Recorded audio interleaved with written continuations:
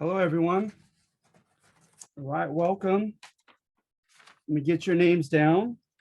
Looks like we have the familiar set of names, whom I appreciate for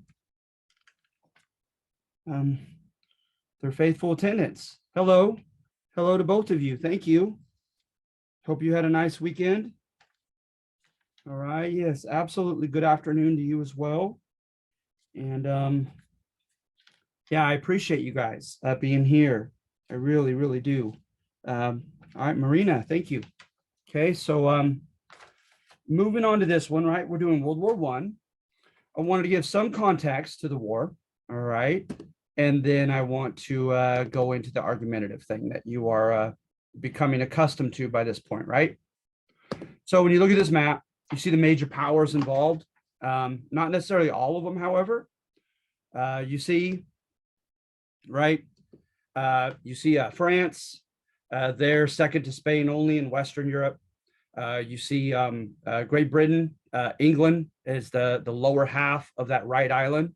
On top of it is Scotland, and next to the left, of course, is Ireland.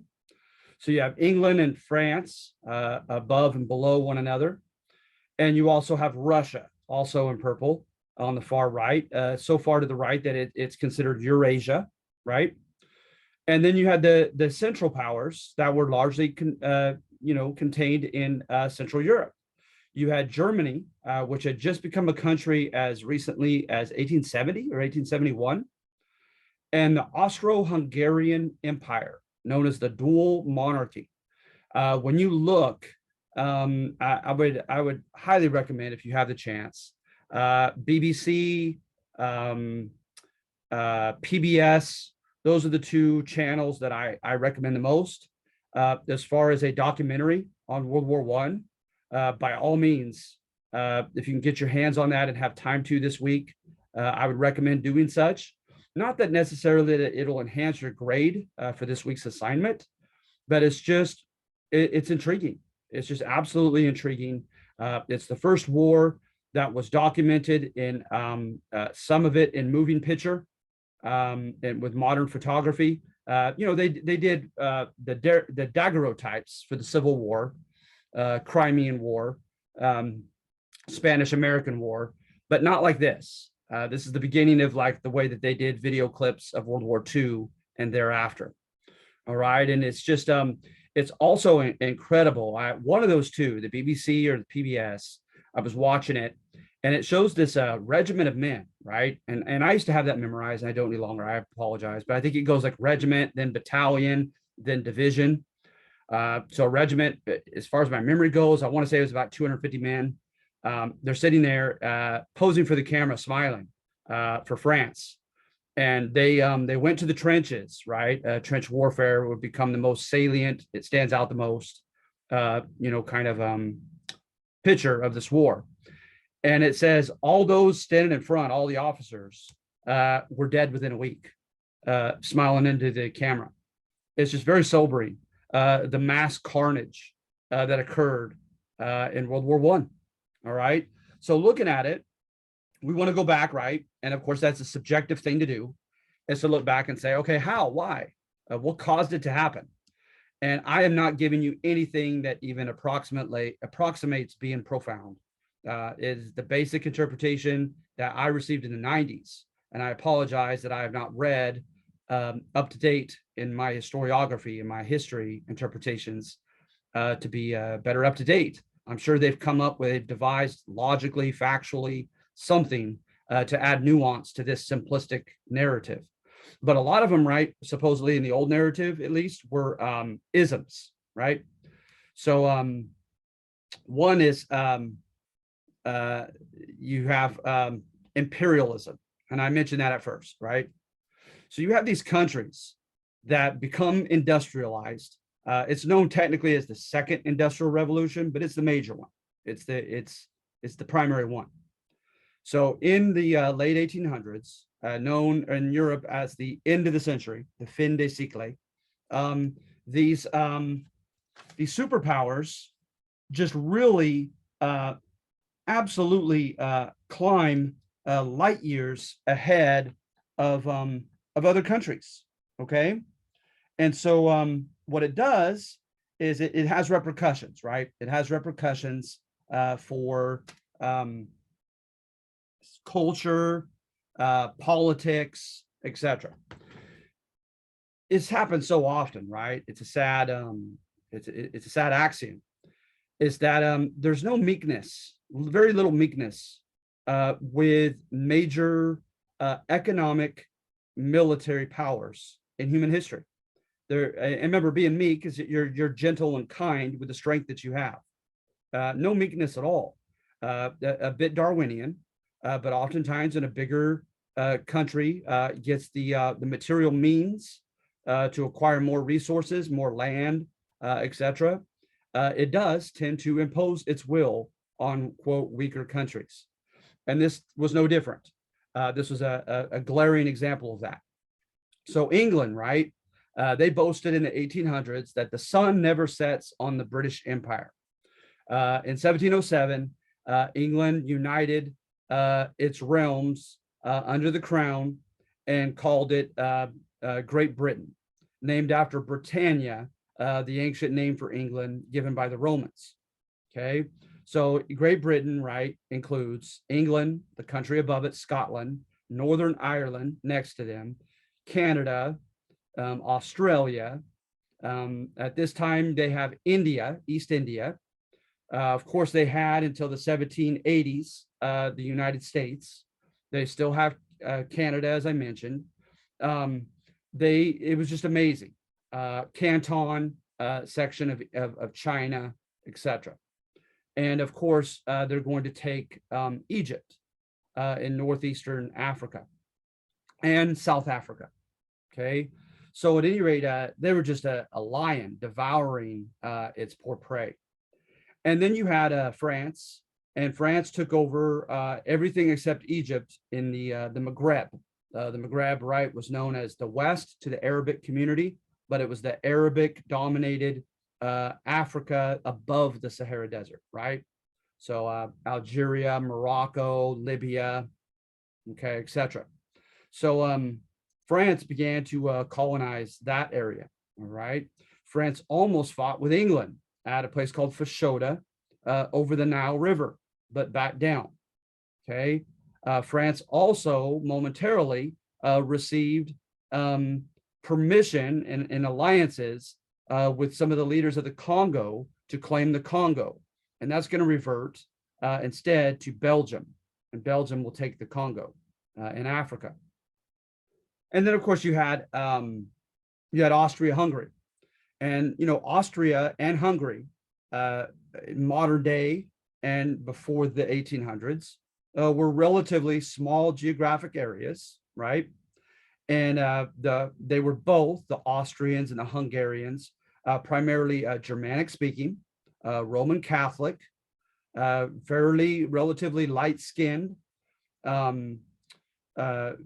take their cultural connections to the ancient Magyars back in ancient history, and had a proud history of Magyar domination of Central Europe.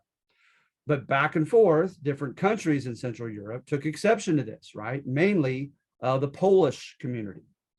Okay, so the Poles, the Czechs, the Slavs, etc., took exception to this and wanted their own independence, and sometimes got it, sometimes didn't, right? And then to their east, you have Russia.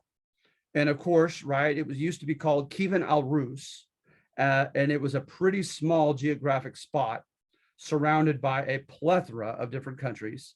And we get a bit of a glimpse of that today, right, with all the Istan Indian countries around it. Excuse me. Including also Mongolia, Manchuria, etc. And so in the late 1800s and the early 1900s, Russia becomes as large, if not larger, than it had ever been. It expands its empire at the expense of the people around it. And of course, the people around them, kind of like with the Austrians and Hungarians, oftentimes were different religion, different ethnicity, from a different lineage with different people that they hearken back to as far as their identity. And so they took exception to it and they fought back. And so you had multiple Russification campaigns by the Russians to, as you could easily guess by the name, force these subjugated peoples to assimilate to things Russian. Okay. And so one particular group that I've been able to watch videos on and read about are the Tartars, right? And so at any rate, then beneath them, you have the Ottomans. And of course, the Ottomans' heyday, arguably, was when they took Turkey, when they took, Istanbul in Turkey, right?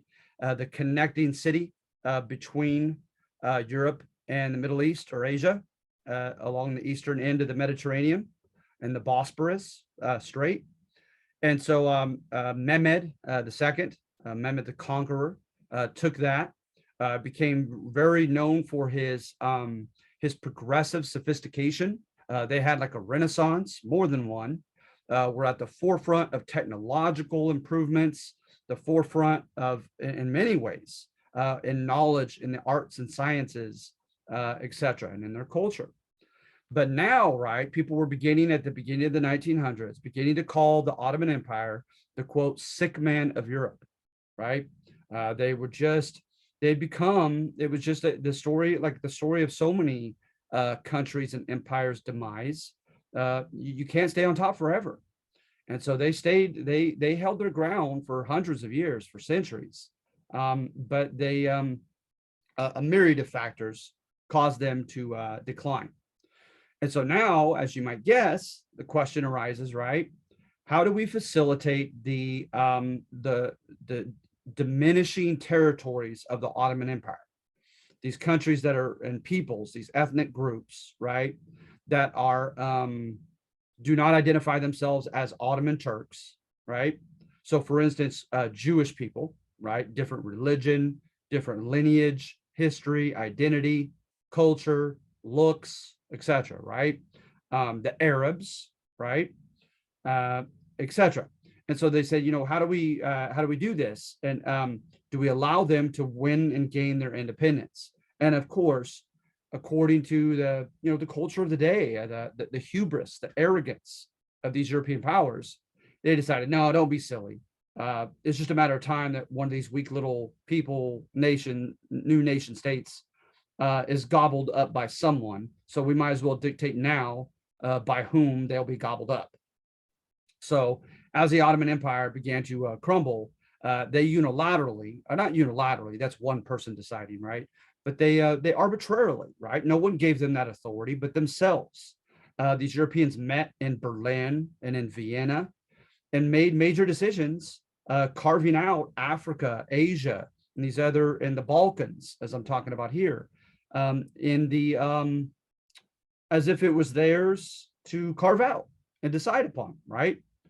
As a matter of fact, at one point, there's an anecdote that shows the type of arrogance and hubris that these leaders had, these European leaders had at this time, as the German ambassador, I'm sorry, the French ambassador became angry over some point, I remember not, and he began to voice his concern and anger, and very arrogantly but sincerely, the German ambassador says to him, "Are you still smarting over Alsace and Lorraine?" And Alsace and Lorraine were territories that Germany conquered from France on their border.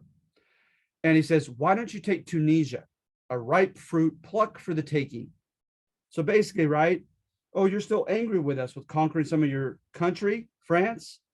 I'll tell you what, as a conciliatory, placating gesture to make you less angry, I'll offer you Tunisia, as if Tunisia were his to offer, right? And so that's the type of arrogance and hubris that these men had, these leaders of Europe. So they not only take over all these countries, right?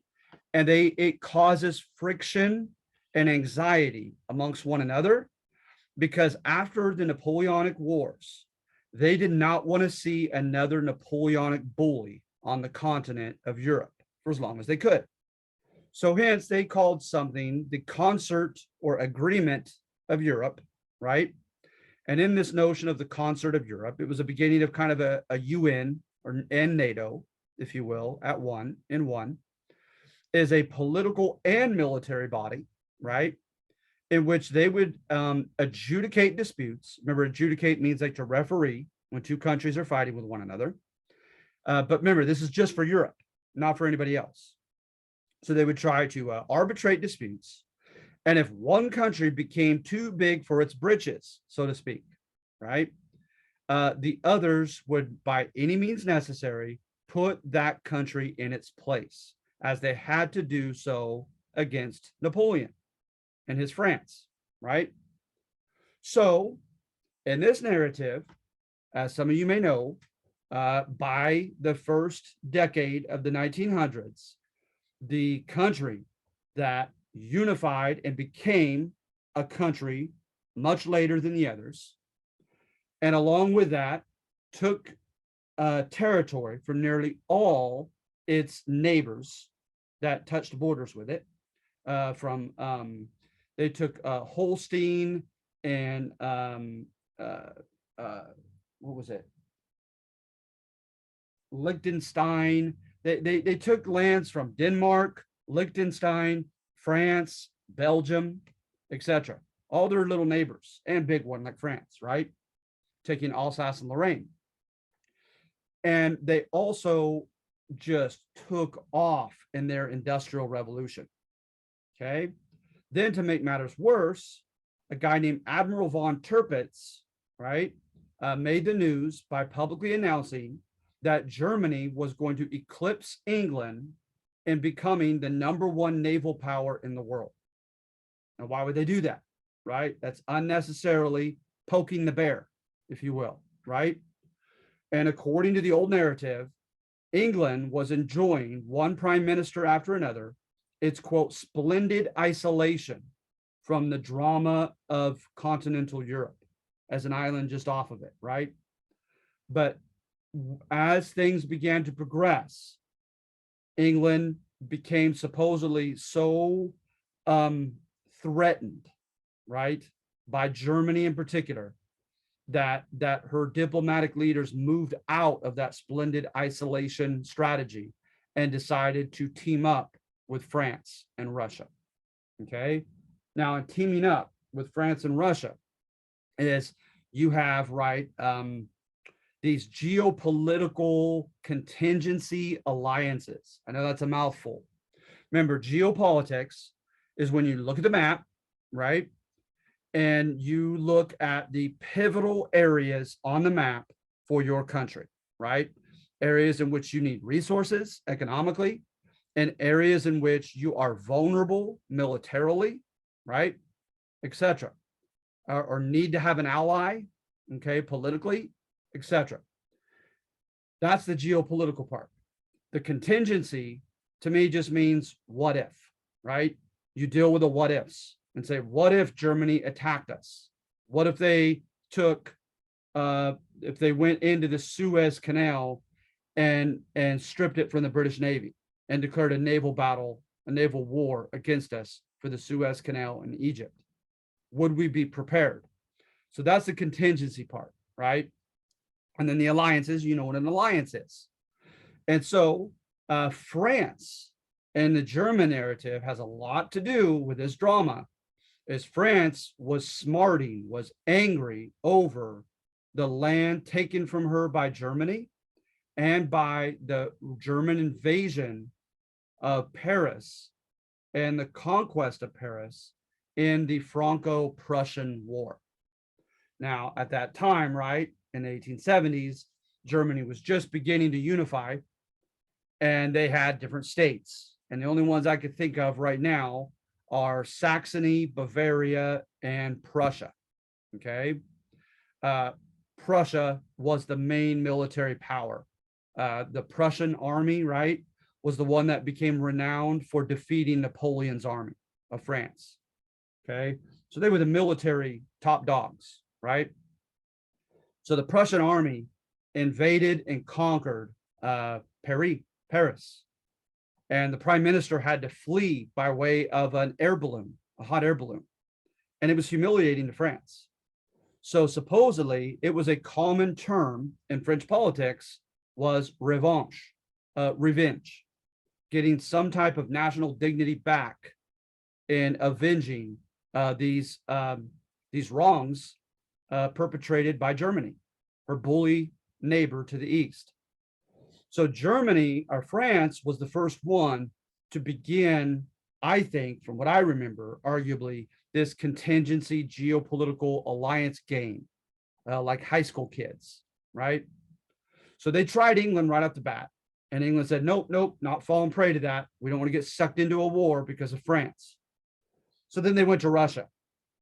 And as you might guess, so many deals are made between countries in quid pro quo fashion, right? You scratch my back and I'll scratch yours. You do something for me in my country and I in return will do something for yours. So what do they do? Is it makes matters worse, right? Is that they offered to back one another in their colonial conquest claims, right? So France said, we acknowledge that Mongolia and Manchuria ought to be able to be rightfully acknowledged and conquered and acknowledged by the rest of us as belonging now to Russia, as well as the Dardanelles, right? That strait going through Istanbul, which was so pivotal economically and militarily. Russia wanted, as they used to always say, a warm water port in the Black Sea and Mediterranean. So at any rate, France says, we got you, Russia. Russia also was creating drama and creating fighting for a Baghdad railroad in the Near East, right? And just as the name implies, a railroad through Baghdad, okay? France said, okay, Russia, in return, I want you, when we come to the diplomatic table, to press our claims and vote with us that we have claim to Morocco, Algeria, Tunisia, Libya, the Maghreb, right? And so the Russians agreed. And then, of course, that alliance dealt with a contingency of attack. And they said, if you or I is attacked by an enemy, we promise that we will have one another's backs. And of course, they both knew who that enemy likely was going to be. It was going to be Germany, right? And so then you have, like I said, so England was the last one to get sucked into this diplomatic game, but she did, right?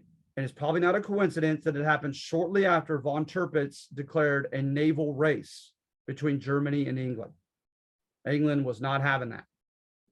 Now, in addition to that, Germany claimed that they were known as the Moroccan crises, that France had no claim over Morocco. And the French, of course, were saying, well, look at you, you hypocrites of Germany. You guys have parts of Indonesia. You've taken Zanzibar, Zimbabwe, Togoland, and parts of East Africa. Okay. So and you've taken the Samoan Islands. So who gives you claim to tell us that we can't take Morocco? Well, for whatever reasons that I don't recall, Germany was not messing around. They sent their naval fleet, down to like Casablanca, down to Morocco, a port, to show their strength, to intimidate the French. And it backfired on them, right?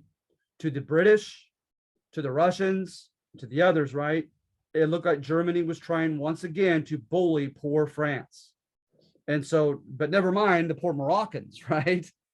And so at any rate, they all threatened to go against war, against Germany, and being outnumbered so greatly, even as powerful as Germany was becoming, Germany had to lose a little face and back down.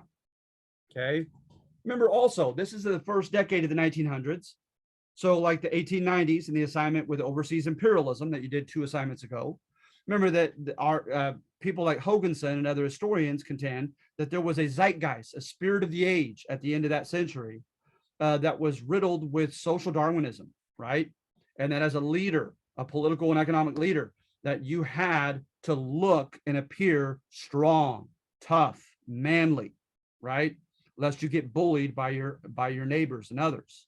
And not to mention, right, with that Darwinian atmosphere was the whole white man's burden, the different versions of it, in which they contended, right, that that small undeveloped countries are going to get inevitably taken over by somebody.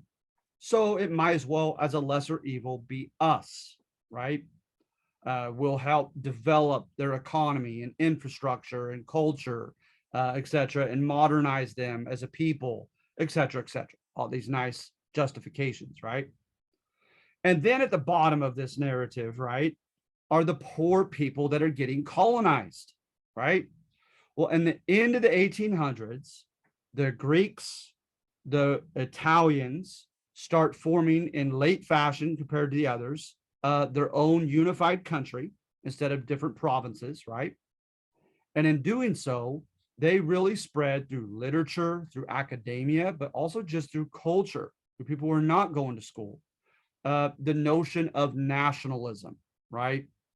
And we take it for granted. We know what nationalism now, right? Being patriotic, not necessarily about your ethnicity, not necessarily, about your ancestral lineage, but the country, right? The nation state, the artificial country, modern nation that you're living in, right? But the thing is, right, is, because there's no such thing ethnically as American unless you called a Native American American, right?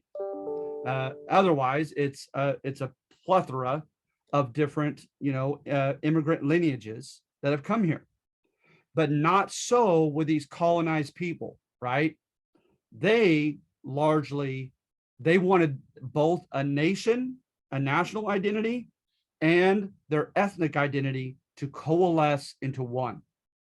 So today, right, you can be proud of being an African American, right? A Filipino American, a Mexican American, whatever it might be. You're proud of two things at once: your ethnic ancestry, but also your artificial nation and country that you live in. With them, right, they as an ethnic group wanted their own ethnic country. They wanted both, right? So if you're Mexican, just Mexico, just in Mexico's country, okay, etc. So the Greeks wanted Greece for the Greeks, right? The Slavs wanted a Slovakia for the Slavs. The Croatians wanted a Croatia for the Croatians, right? All those different groups known as in the Balkans, right here in Southern Europe, by next to Greece, okay? So especially those Balkan areas, right? They were riddled with people forming fraternal organizations, right? Like brotherly organizations, writing literature, writing music, okay, where it was infiltrating most of their people, and they were feeling proud of being Serbian, Slovakian, Croatian, whatever it might be. There in the Balkans. Well, they had just won their independence from the Ottoman Empire, the sick man of Europe, right? And no sooner do they begin to enjoy their own independent little countries than a concert of Europe decides to grant all of that to Austria-Hungary. So Austria-Hungary, I've mentioned before, is very light-skinned, Germanic-speaking, connected to the Magyars historically, Roman Catholic, etc., right? These other groups are Eastern Orthodox, like the Church of Russia, right? Because they're cousins and their Slovakian heritage to the Russians. They look differently. They have different ancestral ties and histories, identities, etc. So then the Austria-Hungary decides, well, we'll try to put a little salve on their wound, right? And being granted the Balkans. Okay, we will send the Austro-Hungarian emperor sends his liberal nephew, and his nephew, right, was very ardent before the Reichstag, the parliament of Austria-Hungary, and telling them we need to grant them limited autonomy. We need to grant these people, they're not going to be happy about us taking them over. We need to give them some concessions, allow them to have some self-government, or else they're going to rebel, right? And so the uncle thought, as the emperor, who better than send my nephew as a gesture of goodwill, that we will grant you concessions. We have good intentions for you as your new paternalistic leader. Well, instead, right, he came in supposedly with that type of idealistic, what's the word, naivety, right? He and his wife, Sophia, Archduke Franz Ferdinand. He and Sophia come into Sarajevo in the Balkans, and they have little protection.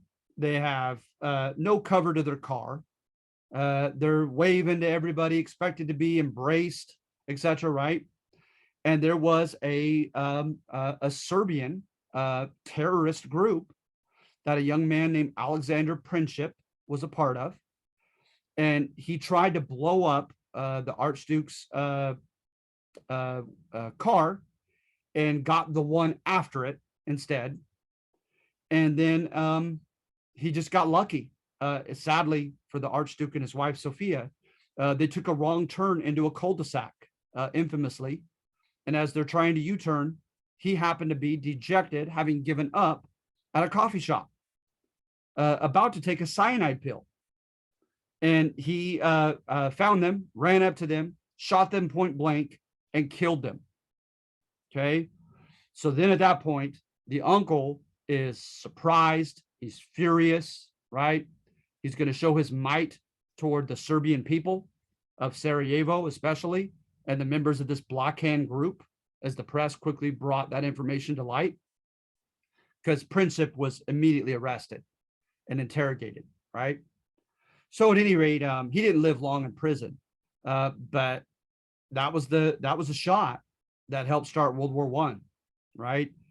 So at that point, an ultimatum was given by the Austrian emperor to the Serbian regional government, right, to hand over all members and all information of the Black Hand, not just Princip, who shot him.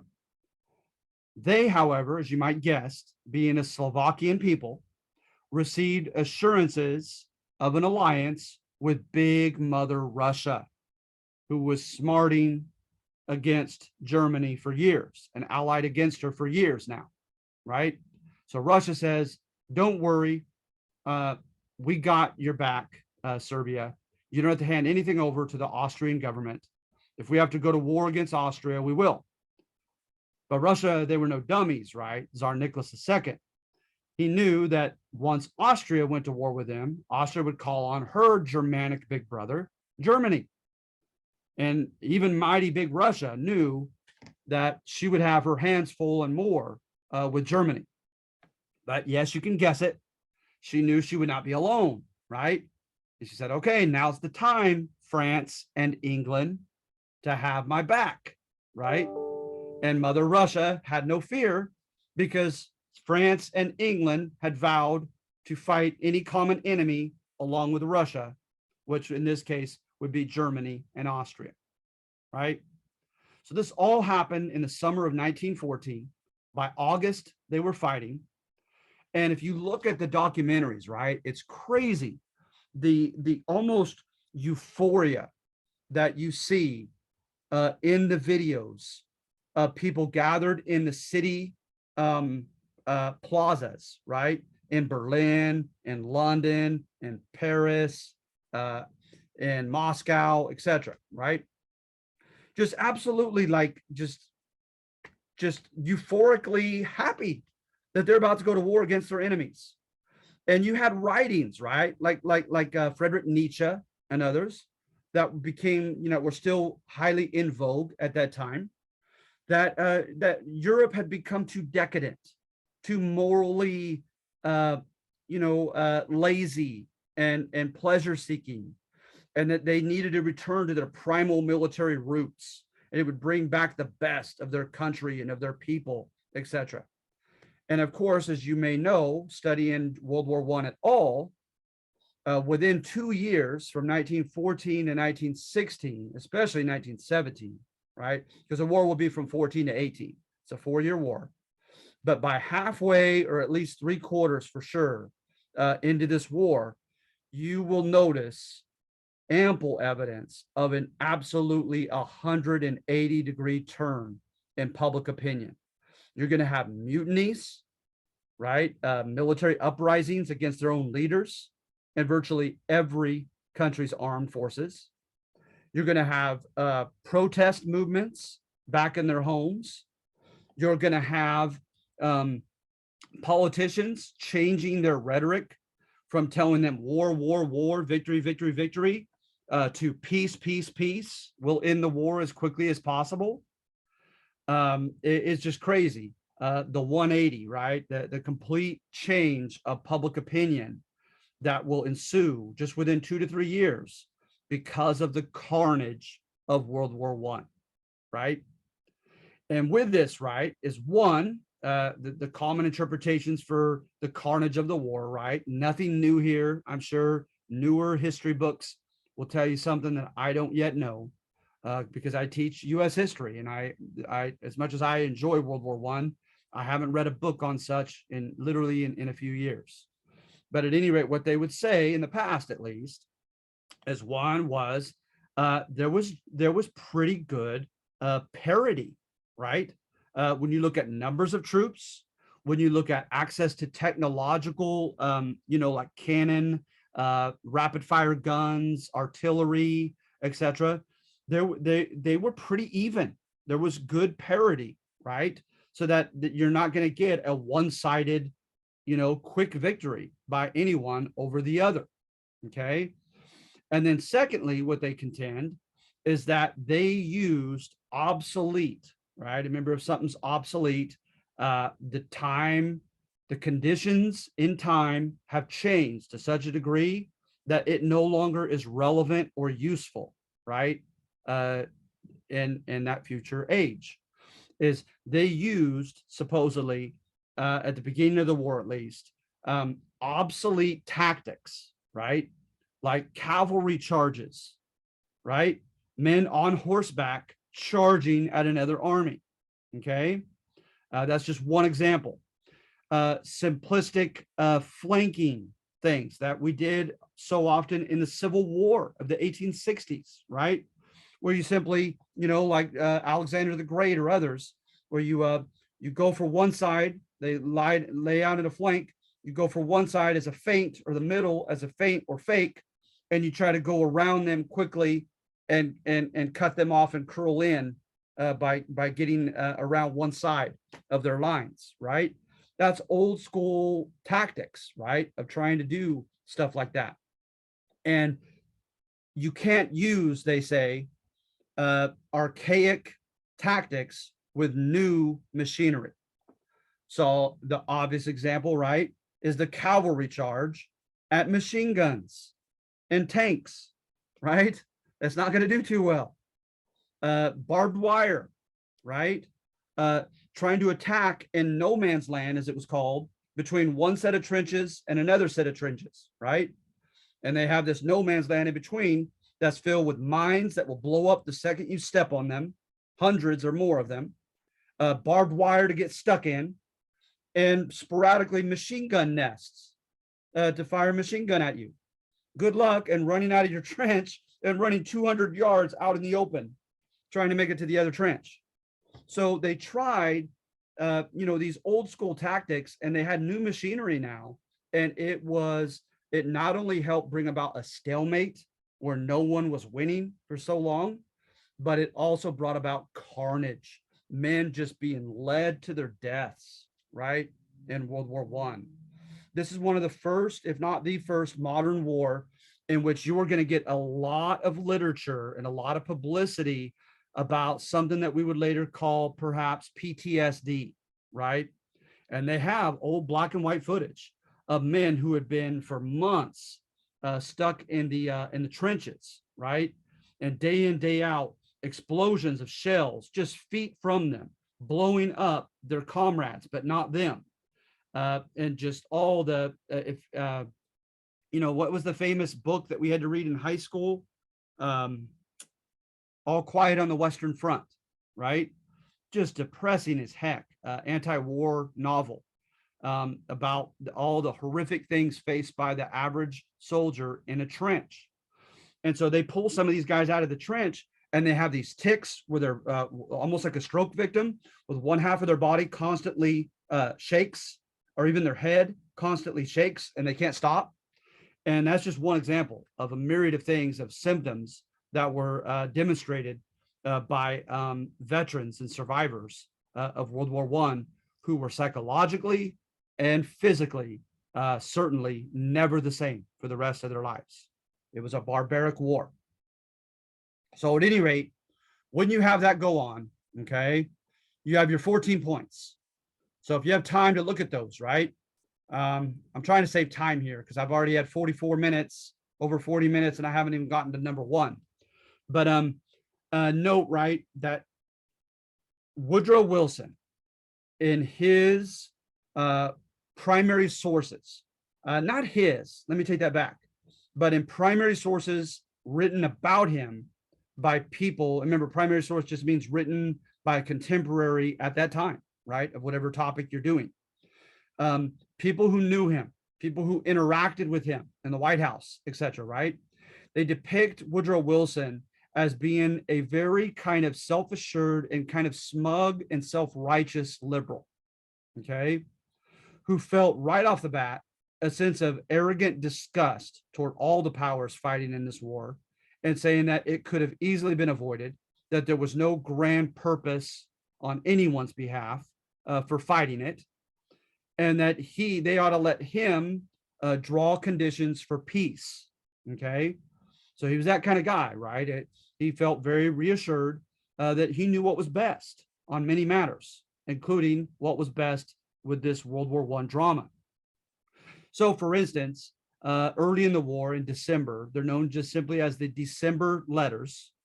He writes several letters to the different major powers at war, and supposedly they were so kind of smug in their verbiage that they offended the European leaders more than they encouraged them to collaborate with him, because supposedly, just kind of paraphrasing, he said basically, like what I just said, you guys are not fighting for any lofty principle, and you know it. You're fighting for territory and land, and because you got sucked in by your allies, and because you hate this other country, right? That's no reason for all this carnage. Let me come in and help lead in drawing out peace terms. And we'll have a peace, he called it a peace without victory, a peace without having to wait for someone to finally win this brutal war, right? Well, virtually without exception, they said no. Especially the English, the French, the English, French, and Germans said no, thank you. So he kept trying.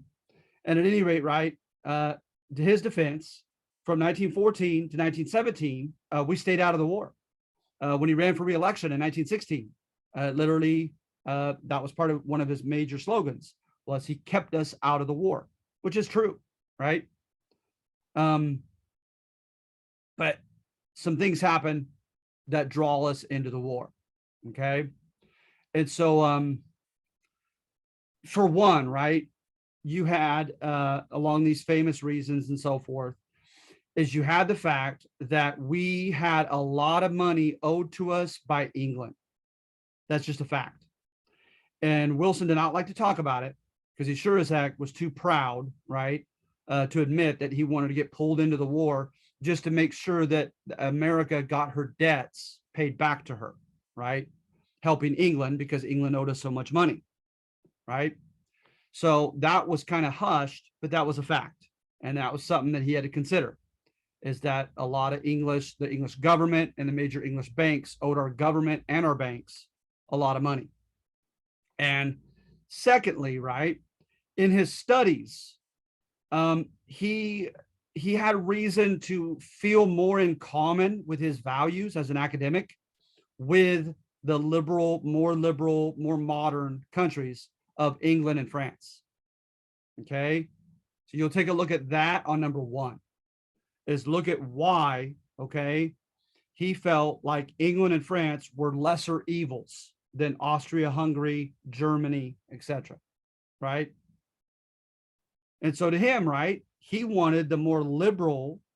If you're going to have a terrible war with which he disagreed anyway, if it has to happen beyond his power, then at least the better, the lesser evil should win, he thought, right? Because it'll be better for the world, for the more liberal countries to win. Okay, namely England and France. So take a look at that on number one, okay? And look as to why he thought England and France were lesser evils, were more liberal in a good way, and more modern, and that they should win. It would be better for the world if they won rather than the Central European powers and the Ottoman Empire. Okay. Then another factor that comes in line with it that I'll just briefly mention was his girlfriend. His wife died, and there's lots of evidence that he loved her dearly, but he didn't wait too long in his mourning, and he began to date another woman, Edith Galt. And the joke quickly became that Edith Galt was running the country. Okay. And Edith Galt, for whatever reasons that I haven't read enough on her to understand, wanted him to stand his ground against Germany. So he had her whispering in his ear, as well as a guy named Colonel House. And don't ask me why they called him Colonel, because he was not really a colonel, but he was a personal friend, an unofficial diplomat of Woodrow Wilson's, Colonel House. So House and his girlfriend were pressuring him privately to do something about Germany. Okay. Then you also had the fact that England violated international law, and so did Germany. Okay. Our right as a neutral country to trade to whomever we want had been recognized internationally for a century by now. Okay. But the English violations involved goods, involved stuff, food, textiles, other commodities that the English were capturing of ours that we were intending to sell to the British enemy. And it had nothing to do with us. The English just didn't want us helping the enemy. They were trying to blockade and starve the German people. So they confiscated our stuff without compensating us. And that was against international law. The Germans violated international law with their famous U-boats, their submarines, right? They would go in hostile waters, which were like around England and the British Isles. And for a while there, they were engaging in indiscriminate submarine warfare. Remember, indiscriminate means you don't discriminate. You don't pick and choose who you hit and who you don't hit. You sent someone coming, a ship coming, and you hit it. So they took out the famous Lusitania, Panther, Sussex.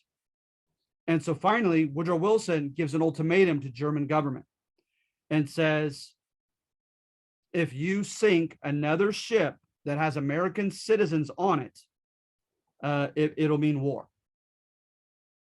And so you could easily guess what his excuse for being tougher on Germany than he was England, right? Is he said, British violations merely took money away from our merchants, right? But German violations of international law took lives. And lives are more important, he said.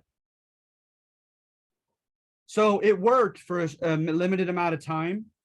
And then the Germans began to think they were winning the war at the end. So they took a gamble, right?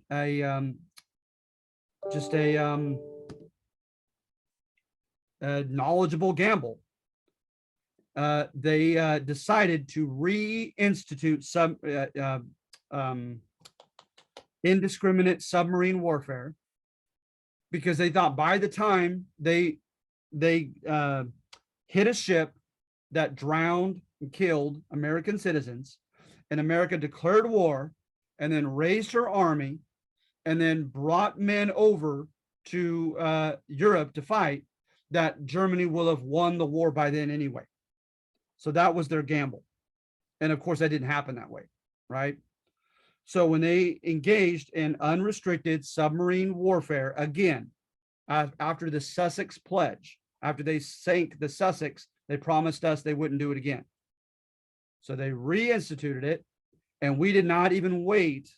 Wilson did not even wait for the for them to sink another ship with Americans on it. He immediately asked Congress to declare war, and they did.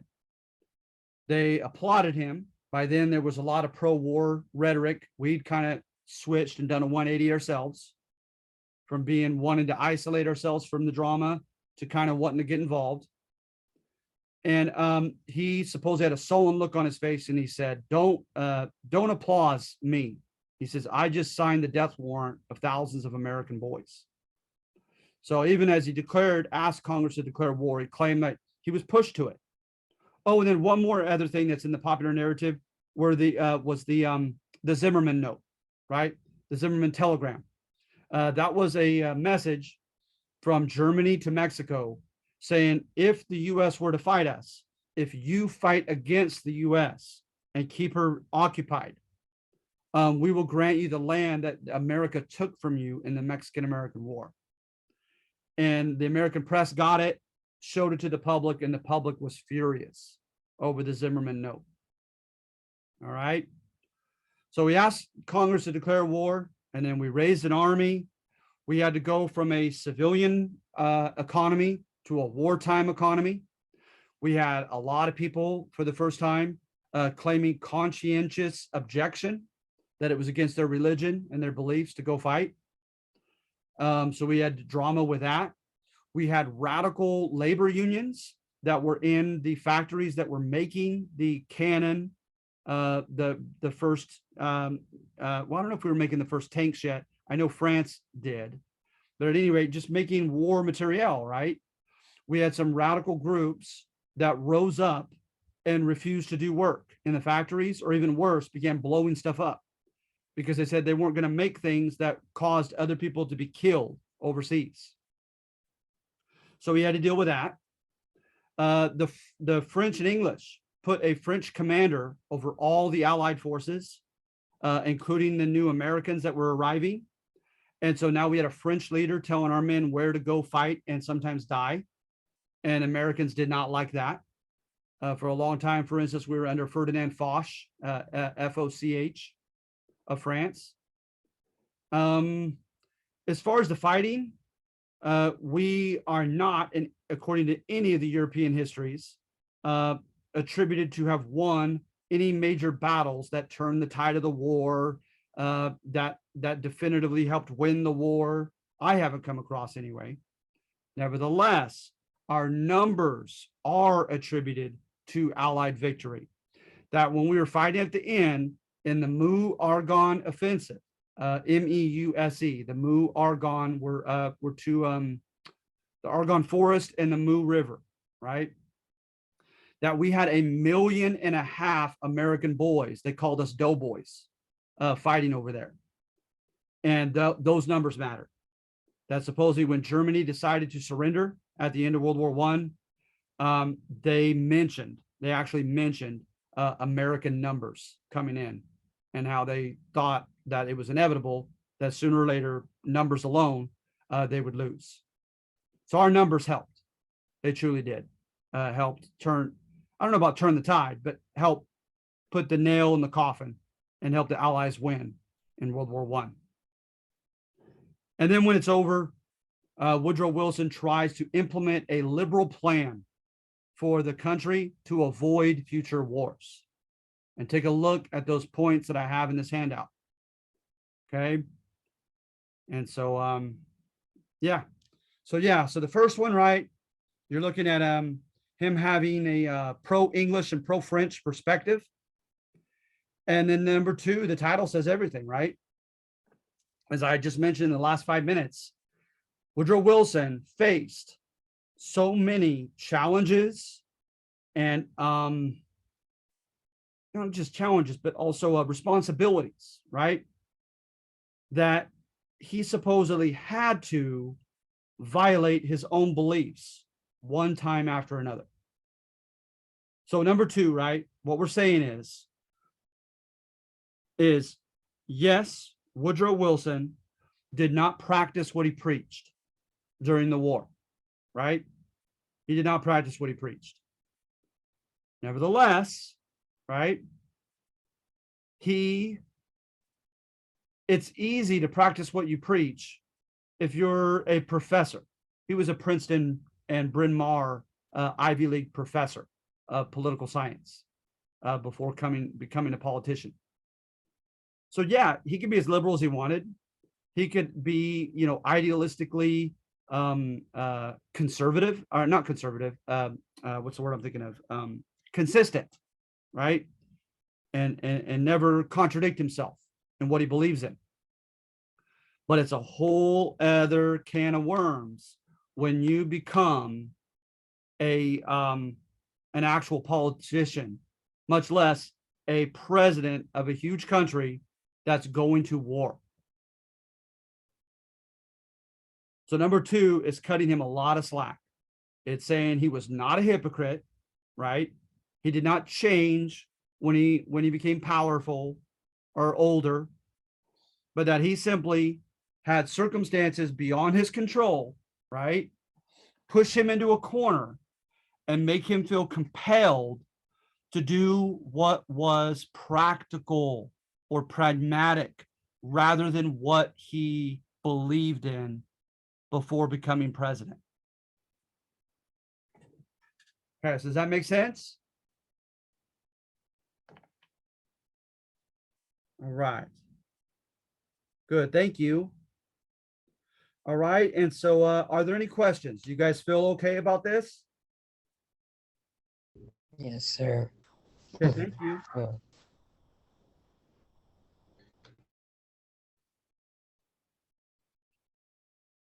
All right, so if there aren't any other questions, you guys, I'm gonna go ahead and let you go, okay? You guys have a great day, have a great week. And kick this assignment's butt, okay? And you'll get your extra credit. okay, sir. Thank you. Thank you. You have a great day.